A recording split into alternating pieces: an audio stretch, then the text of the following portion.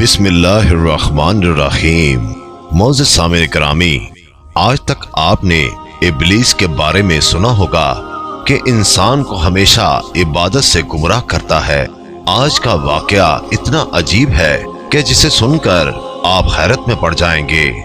एक शख्स अंधेरी रात में नमाज पढ़ने के लिए घर से निकला। अंधेरे की वजह से उसे ठोकर लग गई और वो मुंह के बल गिर गया। कीचड़ से उठकर वो घर वापस आया और लिबास तब्दील करके दोबारा मस्जिद की तरफ चल दिया। अभी चंद कदम ही चला था कि दोबारा उसे ठोकर लगी और वो दोबारा गिर गया। कीचड़ से उठकर वो फिर दोबारा अपने घर गया, लिबास बदला और मस्जिद जाने के लिए दोबारा घर से निकला। जैसे ही वो अपने घर से बाहर निकला तो उसके दरवाजे पर उसे एक शख्स मिला जो अपने हाथ में रोशन चिराग थामे हुए था। चिराग वाला शख्स चुपचाप नमाजी के आगे आगे मस्जिद की तरफ चल दिया। इस मर्तबा चिराग की रोशनी में नमाजी को मस्जिद पहुंचने में किसी दुश्वारी का सामना नहीं करना पड़ा।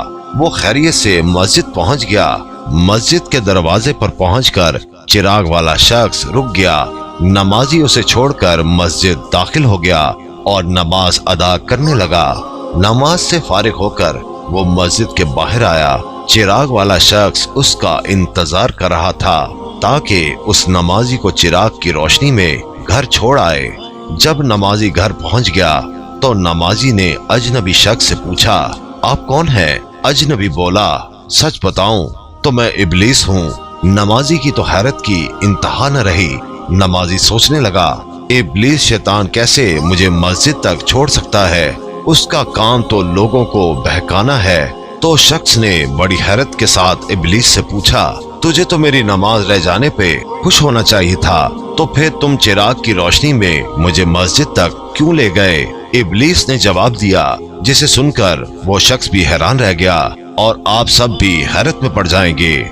इब्लीस ने जवाब दिया कि जब तुम्हें पहली ठोकर लगी तो अल्लाह ताला ने तेरे सारे गुनाह मुआफ फरमा दिए। सुभान अल्लाह। जब तुझे दूसरी ठोकर लगी तो अल्लाह ताला ने तेरे पूरे खानदान को बख्श दिया। मुझे फिक्र हुई कि अगर अब तू ठोकर खाकर गिर गया तो अल्लाह ताला तेरे सारे गांव की मगफिरत न फरमा दे। इसलिए चिराग लेकर आया हूँ कि तुम बगैर गिरे मस्जिद तक पहुँच जाओ। उस शख्स ने जैसे ही ये बात सुनी उसने अल्लाह ताला की बारगाह में अपना सर झुकाकर अल्लाह का शुक्र अदा किया। तो दोस्तों, ये है